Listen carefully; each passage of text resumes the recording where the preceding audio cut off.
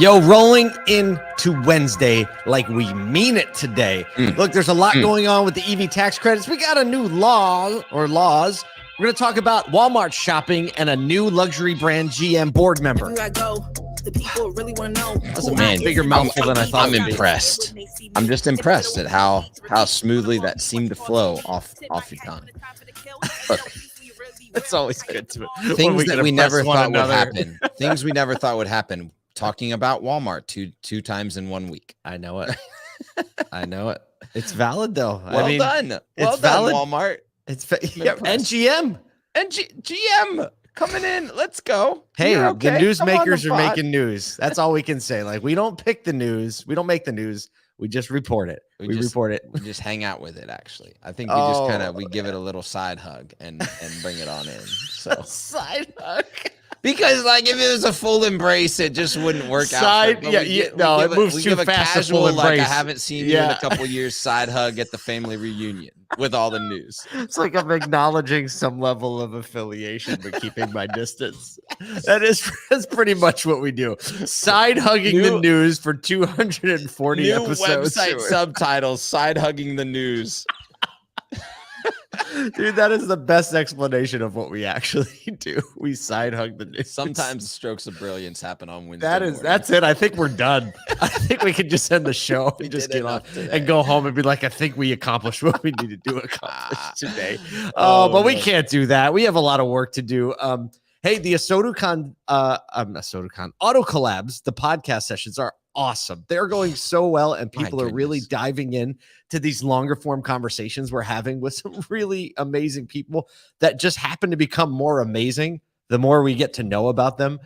So those are on you can search Auto Collabs on your favorite podcast platform, or we actually have the video versions of these on YouTube, on our YouTube channel. It's ASOTube, ASOTU.BE, ASOTube, and all the Auto Collabs are up there too, or you can just search Auto Collabs. Today's episode is with Glenn Pash, and man, Glenn is a great interviewer, and he's a great interviewee because he understands how to have great conversation. And we learn a few other things. We talk about the restaurant business. We talk about what that actually means for customer experience, and fun enough, we always try to talk about how someone got into the auto industry. Yes. And can we do a segue in the intro? And speaking of Glenn Pash, can we do that? An intro to an intro. A little bit. That works. Is my mic still there? Yeah, I don't know. Things just got real haywire. I'm gone. It's okay. So weird. I don't even know. I can't hear myself. I can't hear you. I have to reset my roadcaster. You can carry the show for a minute. Well, hey, so speaking of Glenn Pash, he actually did us a favor, interviewed us, gave us the opportunity to share with his audience. He's got a podcast called You're in Charge Now What, which is a lot about leadership and the best title ever. He literally it's like another speaking of side hugging the news. He titled it, "What the hell are they doing over there?" which is very appropriate. It's a good question, and a lot of people are asking it. And actually, his line of questioning gave us the ability to really explain in a fresh and really dialed in way exactly what ASOTU is all about. So if you've ever thought, man, I've been listening to the podcast, I've been reading the emails, watching on social media, and I don't really understand what they're doing, we're just going to point you over to You're in Charge Now What today, because that's the place where we feel like we succinctly said what we're actually doing over here. It is. I think I wake up every morning and I ask myself that question that he asked. What am I doing over here? What are we actually doing over here? I don't know. No, we were very clear on what we're doing. And Glenn helped us get a lot clearer. What else? We're going to Philly tomorrow.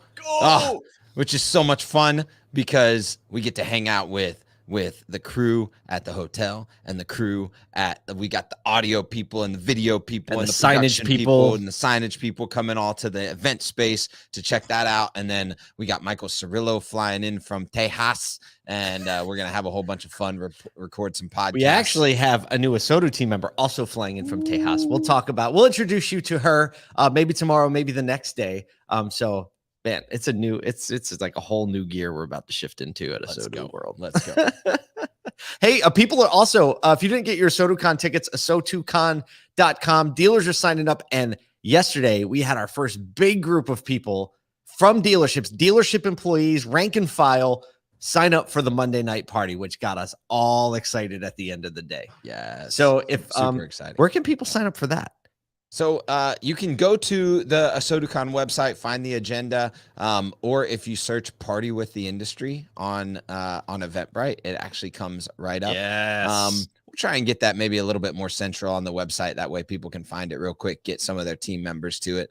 But yeah, it's available in a couple spaces. If you go to Monday, scroll all the way to the bottom at the agenda, you can find places to get your tickets and learn more about it right there. Yes. So if you're a dealer that's in the greater Philadelphia area and you can't make it to the whole event, but you can come out Monday night, come out. We're covering all costs. It's free to come out. And if you're still hungry, you can buy food and drinks if you want. Or if you're an industry partner and you have dealers who are in the greater Philadelphia area, you can be the cool one. You can be the one that's like, hey, there's this party and I'll make sure you get in for free. Okay. Just, follow this link and get your clients to come to the party because they'll thank you for it. Trust us. All right. Do we have anything else before we get into some news stories? No, let's get into it. All right. Go ahead. Go. You shoot first. Okay. So everybody's been talking about a very, very large bill that's being signed in. And yesterday, with the stroke of a pen, Joe Biden initiated the Inflation Reduction Act, which has a whole bunch of We're going to side hug that one. We have the Inflation Reduction Act, which has a ton of EV tax credit verbiage in it. So how they pull that off, I have no clue, but it happened. So just a couple of the key points that are happening in there. There are a full list of EVs that they've got. Automotive News actually did a great job at listing out which ones have tax credits still available. But looks like Toyota, Hyundai, Porsche, Kia EVs no longer are eligible for this tax credit. Ouch. Can you imagine just be cutting out like that? Because what is that? It's the assembly requirement, right? Because it's got to be assembled in North America. It has to be assembled in North America. And then what's crazy is GM and Tesla, who have already gone through their 200,000 EV tax credits because they're assembling the majority of their vehicles in North America, will be eligible again for the tax credit starting on January 1st. And then interesting, this is a really, really wild piece, is that in 2024, these tax credits, as opposed to just going to the consumer, actually have the ability to go directly to the dealer at the point of sale, which is an interesting piece, which changes how those tax credits are associated with the actual purchase. So they act more like a rebate once you get to 2024 that goes direct to the dealer at the point of sale instead of going just on tax credits to the consumer. So then it's almost like a rebate. I mean, because you think about what it actually looks like. Like say it's, I don't know, April, May, and you buy an EV. You're not going to see that tax credit for so what do? You finance the full price of the vehicle and then you just get cash. You just get cash when it's tax time. You can decide what to do with that. Yep. Just think of how much easier it's going to be to finance it when you have $7,500 down payment because it's transferable to the dealer. Yeah. I wonder if it acts as down payment or it's got to. It should. Yeah, because if someone find that out. Yeah, come on. But I think that's probably the way. We didn't research it enough. But here's what we have to say is that these are rules that customers are paying attention to, trying to decide whether or not to get in the EV space and whether or not to acquire a new EV vehicle instead of staying ICE or internal combustion engine. So educating your people, especially honestly, if you're a Toyota, Hyundai, Porsche, or Kia dealer, educating your people on how to overcome the objection of oh, but this manufacturer over here is going to get me a tax credit and you can't. How to navigate those waters with consumers is going to be really important, especially heading into this new year. Yeah. And so there's a lot more. It's a much longer article. Automotive News did a combo with Reuters and Bloomberg, and there's a great article. We link it up in the show notes. But obviously these are the rules. They're here for now. Who knows what'll happen in the future? But like automotive is so good at, we're going to figure it out. We're going to figure it out. Because we always figure it out. So speaking of figuring it out. Stop. Segue. Time. I got you. Hold up. There you go. Okay. We talk about automotive dealers and OEMs being retailers, or I guess I botched that one. However, I think GM is figuring out what it is to actually build a retail brand or present a retail brand as they welcome the luxury brand CEO of Tapestry Inc. or Tapestry. Is that data thing? It's data. Yeah, for sure. Joanne. Okay. That's not a data thing. Crevoiserat. Crevoiserat. And it sounds very exotic. To its board of 12 people. So Tapestry holds brands like Coach, Kate Spade, Stuart Weitzman, who I didn't know of, but Coach and Kate Spade, obviously bigger ones. So she's on the board now. And from her bio on the site, it says Joanne has deep industry financial operations experience, having spent over 30 years in a variety of retail companies.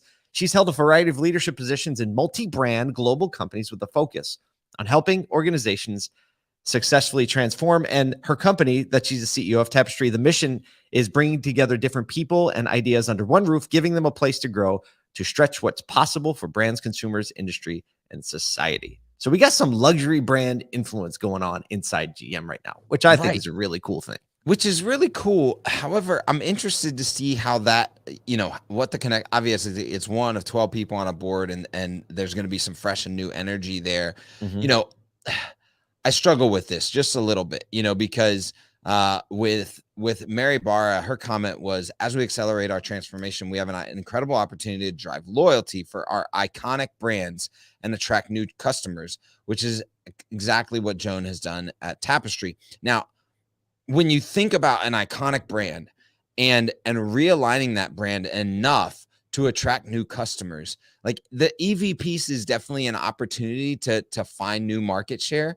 But you look at especially like a Coach or a Kate Spade, or any legacy brands, that transition is not easy to have. Definitely not a straight line. It's not a straight line. And there's a whole, like, I even just think about, for me, what I associate with the logo of GM. For sure. Like, what my brain immediately runs to is not progressive, is not EV, is not even like brand. It's very just like, yep, there's a car that I need, and now I have it. Yeah. You don't think along the lines of like it's like General Mills, right? Yeah, it's you like think General of Lucky Mills, Charms has a brand. General Mills is like, it's on the box. Right. Exactly. So I applaud it. It's kind of like Apple hiring the Lamborghini guy. Like, I applaud this kind of, this like, there's a straighter line. There's a much straighter line there. But I applaud this stretch to, innovative practices or large brands and bringing that space in there. But man, I think for brands like Cadillac, let's take Cadillac as an example. Okay. Right. Go. She's got a lot of insight into that luxury brand, because Cadillac, luxury brand, right? And luxury brands are basically fashion statements, right? Yep. They say something about you. I agree. GM is very kind of vanilla when it comes to that. Even like some of the sub brands they had, like Pontiac and Saturn, like those actually said a little bit more about the person than just GM. And remember you tried to badge everything GM, and they're doing that like to try to bring it together. I don't know. I think they're approaching things in a new way, which is beneficial. They realize that EV is a great opportunity to shake things up. Bringing in luxury brand, it'll be interesting, but for sure, luxury brand folks understand loyalty really, really well, because they're good at building some level of intangible value that is the stickiness and is the willingness of people to pay a premium price or keep coming back. So now here's one. This is what they should do. Love it. GM should work with Tapestry to create a Coach bag called the Escalade. Right? I like that idea. And then like attach retail and brand, like go the other way, and premium to GM. Yeah. See, that'll be good. They have to tie it back to GM though. Right. Oh, yeah, I love it. I think people would buy it. That's a great idea. People would buy a bag. The Escalade would be like, yes. And then you need a truck to match the bag. Right. Instead of a bag to match the truck. Yes. Yes. All right, GM. We got ideas. Ideas. That one's for free. Either way, we want to just shout out a warm industry welcome to Joanne, saying, welcome to retail automotive. We embrace you with more than we embrace the news, right? Welcome to the industry. We side hug the news, and we fully embrace anyone who's willing to throw in with the automotive industry. Speaking of Speaking of luxury, Segue. Okay. We'll go with there that. is a trend away from luxury brands, it seems, because Walmart is exploding, beating sales expectations, citing a move away from luxury brands and trading down to more consumer level value brands, brands, even from high level earners. So interesting is grocery sales at Walmart from 100,000 plus earners grew 75% in Q2. Yeah. So that means people That blows my mind. Yeah. So the demographic that is shopping at Walmart for groceries is substantially shifting. Substantially shifting. And you just think of the behavior change, right? If these folks are typically going to maybe like a more of an upscale grocery store, like Publix or a Whole Foods or something, or maybe like that, even like Target, which is kind of like a different experience than being in a Walmart, right? They're willing to change that behavior and engage a new place and a new shopping experience to save some money. Right. And they're calling it trading down. It's not a trend that we haven't seen before back in 09 through 11, right after the 2008 bubble burst. We saw the trend, and then it started coming back around 2015 is when they said it started to come. So it is like a repeat, and it is an identifiable trend. Yeah. Now, here's my only question, especially when it comes to grocery. Now, there's it seemed like there was also a like brands piece, not just a grocery piece, but we've only done, my wife and I have only done Walmart pickup and delivery a couple times. But I will say that the app experience, the pickup, the delivery, even the shopping experience while they're shopping is really, really clean. Yeah. Like it's a good user experience. Yeah. And so there could just be a stickiness to, people find out about that, and all of a sudden they're willing to do their groceries there. What's crazy to me is, my wife has celiac, and the gluten-free, as well as I eat keto the majority of the time, the available gluten-free and keto items at Walmart, the stock is actually much more wide of an option set than any other grocery store. So like when we want to go find that thing that we can't get anywhere else, we know it typically exists at Walmart. So those are things that's a really great nuance, because the higher you go up the income level, the more diet specific people become. Bingo. Right? Yep. More keto, more specialty diets, more sensitivities that are catered to. And so that's a good play by Walmart. Corey Marshall just made a comment. I put it up. I'll put it back up. He says, wonder how much of that has to do with delivery or curbside. And Kyle's point, I think, just makes that, right? Delivery and curbside change the whole dynamic of what it is to shop somewhere. Because if the app is clean and it's easy to order and it's easy to pick up or get delivered, then what does it matter? Really, what does it matter? I mean, all these stores are in the same vicinity of each other anyway. Yep. Yeah. They normally are. So, I mean, some other areas where this is showing up is also in dining out. Folks in that income bracket, 100,000 plus, trading out maybe more fancy or exotic dinners for dinners at more value-driven places like Applebee's, IHOP, trading for some pancakes. There's nothing like breakfast dinner. Breakfast for dinner is always a good thing. I know IHOP sells burgers, right? It was IHOB, their little marketing campaign. Yeah. So we're seeing this go across, and also spending at restaurants in below $50,000 income range is actually decreasing. So we really are seeing evidence of the entire market being pushed down by the cost of inflation. We're talking about food here, which makes a lot of sense, right? It's something that people buy as a primary thing that we buy, right? We buy food or we dine out. So you know what's crazy? I think I read, I can't remember the exact, but I think it was 80 cents per meal is the increase that Chipotle had in like the first half of this year. So they like, even just going to Chipotle costs a family of 4 or 5, like another $5, right? Just right there. Boom, done. Just because they increased those prices. So, like $5 on a fast casual meal is not a joke. Decent percentage. Yeah, exactly. Decent percentage. I mean, look, the bottom line is this is going on. We tell these stories so that you can be aware of what's actually happened in these macro trends, just so you have a little bit of knowledge of it. So, like what the psyche is of the customers that are coming in, but also your team and your employees. These things are trends that are happening. Your team is not excluded. Your customers are not excluded. They're actually included. These are broad trends. So this is a good time to think in terms of how can I provide some quote unquote affordable luxuries? How can I give someone a nice dinner out? How can I help somebody with these, with a grocery purchase? Because people are valuing these things and making these decisions on a regular basis. So anything you can do to help ease those puts you in a better position to serve the other people. We hope you have a great Wednesday plan. We hope you're going to get out there and move everything forward. We certainly are. We will see you here bright and shiny tomorrow.